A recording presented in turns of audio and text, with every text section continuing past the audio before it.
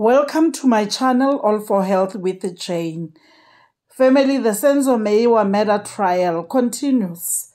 On Friday, the 20th October 2023, the judge, Rata Mokgwatleng, on the Senzo Meyiwa murder trial, ruled against the admissibility of an audio recording in which Bongani Ntanzi, accused number 2, allegedly made a confession without his knowledge.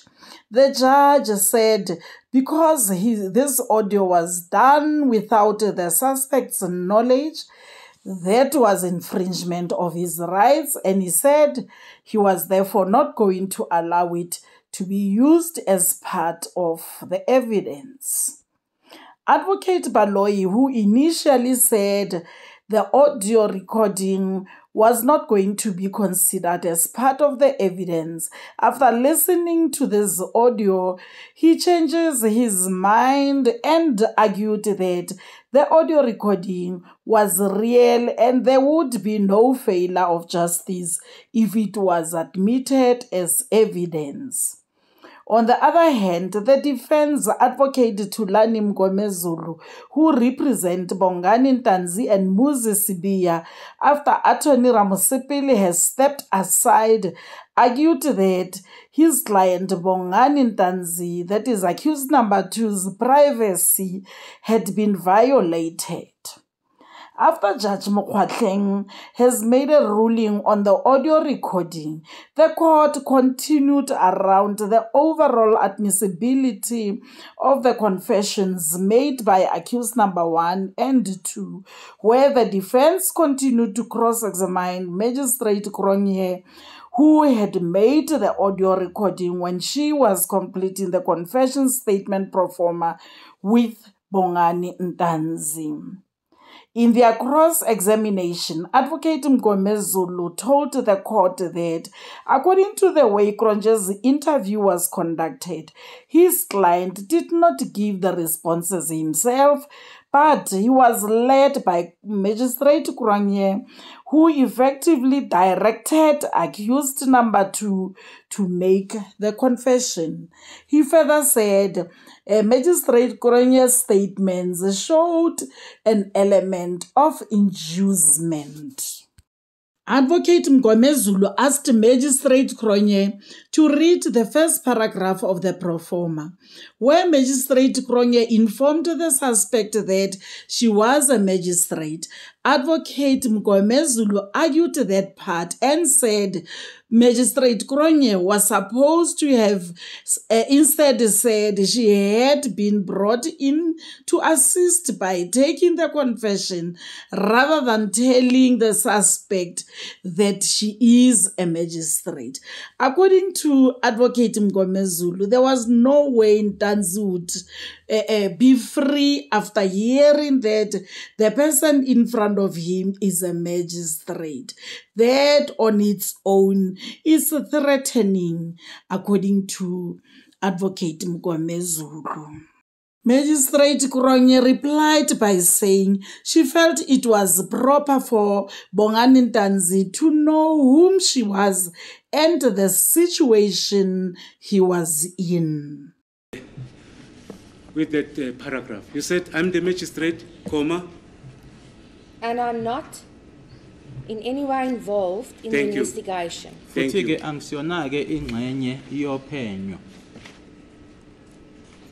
He did not ask. You are telling him. You are making him comfortable, according to, am I right? I'm a magistrate. I'm not involved in the investigation. You are making the deponent comfortable. Is that not so? That shall the effect, eh? That will have that effect, yes. Yebo ke lokho ukuthi ngimtshela ukuthi angisona magistrate, asole ngiyi-magistrate, futhi ke angisona ingxenye yophenyo, into ke leyo engamenza ke ukuthi ke naye ke abe sena akhululekile. Hy het ook 'n reg om te weet hoekom hy daar is. He also has a right, sorry. Waar ek inpas. Also has or had a right to know as to why he was there and where do I fit in. His cross-questioning still based on the proforma, where Magistrate Kuronja said, "I do not work with the police or anyone involved in this case, and Bongani Ntanzi can speak freely when she is around." Advocate Mngomezulu says this statement was also not proper because it directed Ntanzi to speak, especially because she told him that she was not a police officer. Can you continue to read that paragraph, ma'am? That I do not work with the police or any other person in this case, and that he can speak freely and without fear in my presence. Nokuthi ke angisebenzi namaphoyisa noma ke imuphi omunye umuntu kuleli cala leli, nokuthi ke angakhuluma ke ngokukhululekile angesabi ngikhona. Thank you. The wording, "you can speak." Do you agree that is? Ngisho ukuthi leli gama ke ukuthi ungakhuluma ukuthi libuya kuyena. But you directed, in terms of that wording, you directed the deponent to speak because you told him that you are not a police officer, you are not part of the investigation, you are a magistrate. But you further say you can. Do you understand what I'm saying? He had a choice to speak or not to speak. It was his choice. Hi guys, you know, lawyers have their own way of reasoning and arguing. For me, who is not a lawyer, I would, also do the same as Magistrate Kuronye. I would assure Bongani Ntanzi to be free and relaxed in that interview, as I am not an enemy to him. I would ensure him he was safe in my presence. But anyway, Advocate Mngomezulu knows where he's taking his point to. By the way, they went to fetch him especially for this. Hopefully, he will be able to prove to the court that Bongani Ntanzi is innocent. The only thing I'm still disappointed about Bongani Ntanzi is that Ntanzi failed to convince the court about his whereabouts the day Senzo Meyiwa was murdered, just to tell the court his whereabouts. The response they gave to this court, I'm personally not convinced. For him not to be able to bring sufficient evidence about his whereabouts on that day, it is still mystery, I'm telling you. But anyway, what is the most important thing here is to see the real killer thrown behind bars. Continuing to base his cross-examination on the proforma, Advocate Mngomezulu says Magistrate Kuronye was not supposed to give promises to his client when she says, if need be, you will be afforded protection. In response to this, Magistrate Kuronye said Ntanzi needed to know that as it is his rights. Advocate Mngomezulu said, according to his knowledge instructed by Ntanzi, Ntanzi did not have any legal representation on the day the proforma was completed.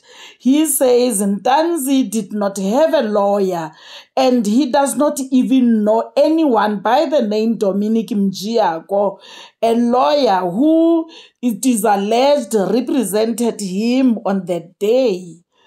All Magistrate Kuronye could say was, Bongani Ntanzi is lying. He is lying. Say, your client is lying. He knows very well that he was accompanied by his lawyer on that day. You are not sure if... Okay, let me just put it this way. Let's get into... I'll just sum up my questions in relation to Mr. Mjiako by saying, other than a confirmation by the interpreter, there's nothing that you can confirm that Mr. Mjiyako was present on that particular day. Die cliënt kan dit bevestig. Your client can confirm that. Njengoba uthi-ke ngaphandle kotolika akukho kunye okungaqinisekisaka ukuthi uMjiyako wayekhona, lona ommeleke angakuqinisekisa. It's my instruction that he was not represented on that day, and he does not even know Mr. Mjiyako. It's my instruction. That's why I'm still insisting on the right to legal representation. As dit u instruksie is, dan vertel u kliënt nie vir u die waarheid nie. If that is your instruction, then your client is not telling you the truth. Family, I think only surveillance cameras would not lie in this case. If 3 people, including accused number 2, went into Magistrate Koranye's office on this day, at the time given, the court needs to see this.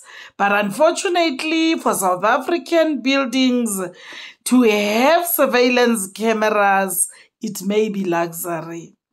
Family, after all this argument, do you find Ntanzi's confession becoming admissible or not admissible? Remember, if Judge Rata Mokwatleng rules it to be admissible, then the real statement will be used as evidence. This is the statement where it is alleged Ntanzi agreed to the killing of Senzo Meyiwa. If the judge rules it to be inadmissible, then the state would not have enough grounds to continue holding Ntanzi behind bars. Family, all we need as South Africans is justice for Senzo Meyiwa. Let the real killer be found and be taken where he belongs. And let the innocent go free. Family, let's hope before the end of 2024 we are done with this case. Thank you very much, family, for watching this video to the end. Please like it before you leave. Subscribe for my channel if you haven't done so yet. Family, I love you and I will see you on my next upload. Bye.